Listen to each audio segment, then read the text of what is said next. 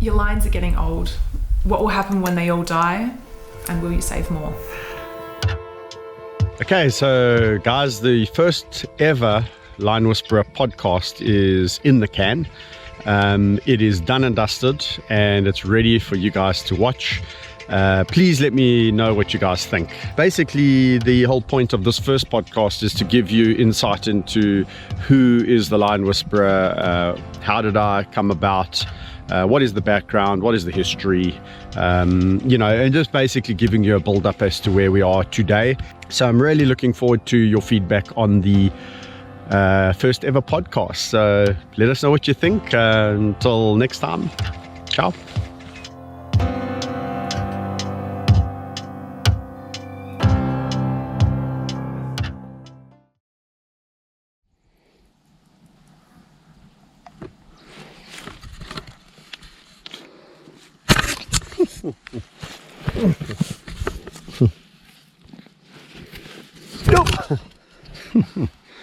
Hello, my girl.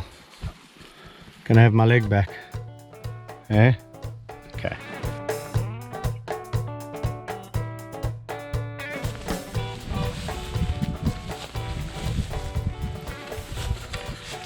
Okay, hi everyone. So today we're going to be doing an installment on the hashtag Ask Meg series. So many of you have been commenting and asking with the hashtag Ask Meg, asking questions. And one question that's really coming up quite a lot is that what is canned hunting? And people are not really understanding the definition of canned hunting. This morning I had a long chat with the foundation manager about what the foundation's viewpoint should be, and that everyone within the foundation should be on the same page and thinking when it comes to the word canned hunting. So we'll just let Meg settle somewhere else. She's not really settled yet, and then we'll get to answer that question.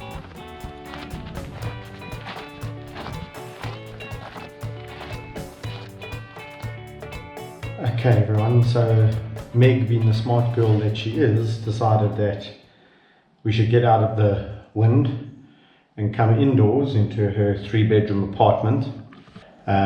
So just to recap, the question is, what is canned lion hunting? And there's many different definitions flying around. Let's start with what the breeders say. The breeders say there is no canned hunting in South Africa because it's illegal. And their definition would probably be described as hunting a lion in a confined environment, such as an enclosure that Meg and Amy stay in. How do you define that? I'm not too sure, because what's the minimum size? If I take Meg out of this enclosure and I put her in a wilderness area and I give a certain amount of time to go by, does that automatically make it a normal hunt, or what they term a captive bred lion hunt? So in other words, they shy away from the term canned and prefer to use the term captive bred. And then I suppose activists and conservationists would prefer a definition of canned lion to be something as follows. A lion bred in captivity that is used to humans and is hunted by whatever means, but the lion does not have any chance of evading the hunter in short, fair chase principle, which is what many would term ethical hunting. So in other words, if the animal has a chance of evading the hunter, then that would be fair chase. They would go on to say that a captive bred lion that's been exposed to human beings, that's been fed by them, even interacted or petted by them, and that is ultimately released into an environment as large as you want. The problem with that is that in their mind's eye it would still be canned, because the lion would be confined either by the area being finite in size, It's not the true wilderness, it's a camp of sorts.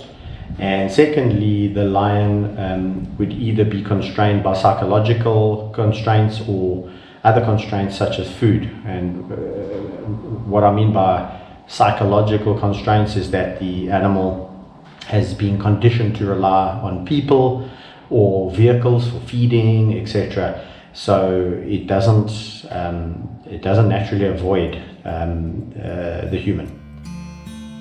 It doesn't just stop at captive bred lions, and I always use the example of what would you call it if a lion in a game reserve of finite size was targeted by the reserve to be hunted. If you as a reserve say the pride male of that particular pride has been put up for hunting, and we can show the hunter more or less the location and follow that line more or less for days on end until we find him. In my opinion, that is still a canned hunt.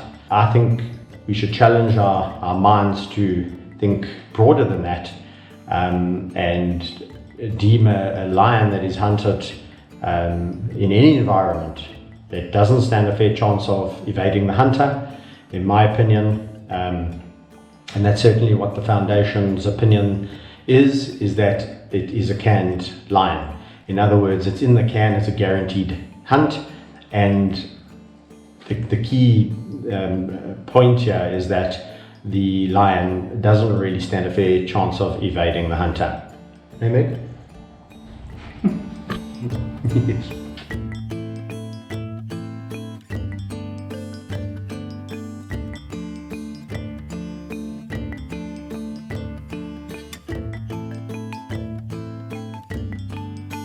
I'm in the center here, sitting with a lion, so that he'll have to do.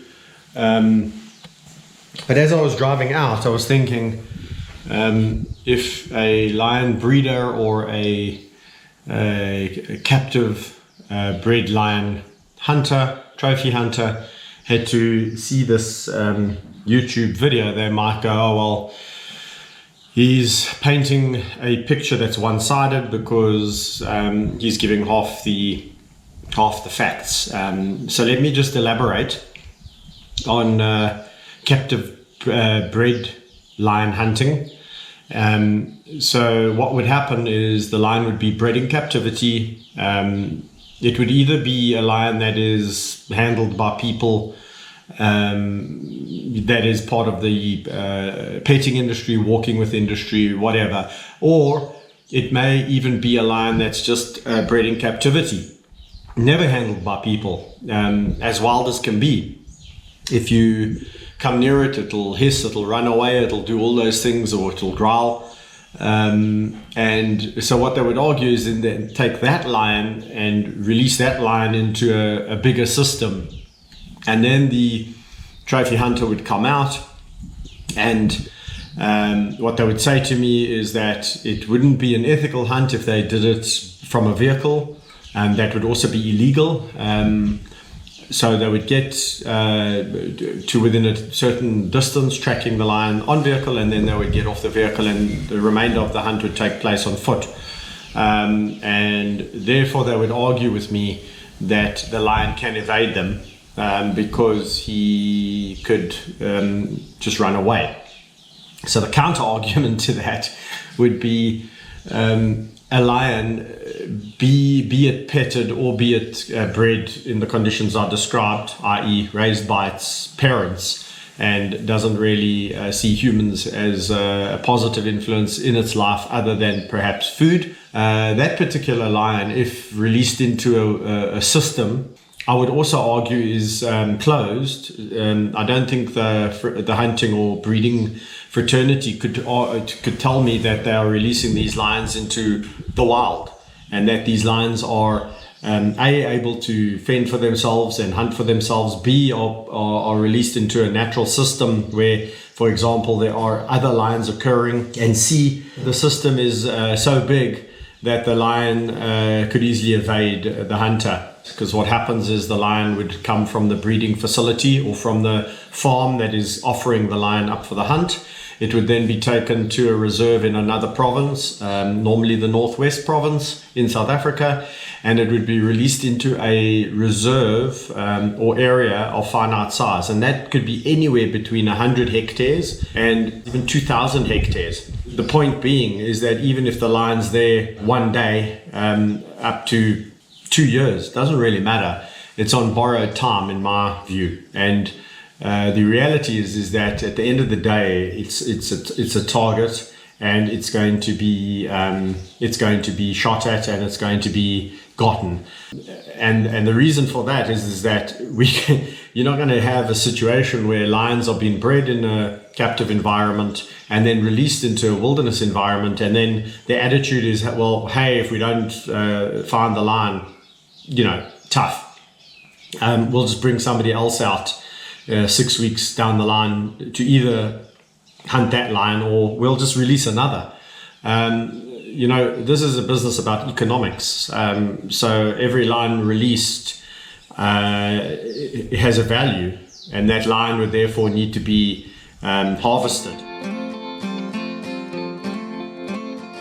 I hope that puts into perspective the counter, because I think if we are going to educate people, we need to give both sides of the story.